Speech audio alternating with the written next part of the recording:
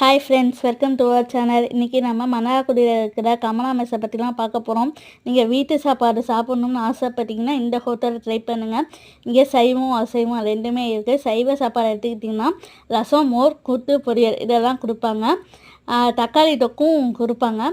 அசைவ சாப்பாடு எடுத்துக்கிட்டிங்கன்னா மீன் குழம்பு, கோழிக்கறி குழம்பு, ஆட்டுக்கறி கோலா, வறுத்த மீன் இதெல்லாம் உண்டு. இது மட்டும் இல்லாமல் கச்சப்படி சம்பளம் அங்கே இருக்குது.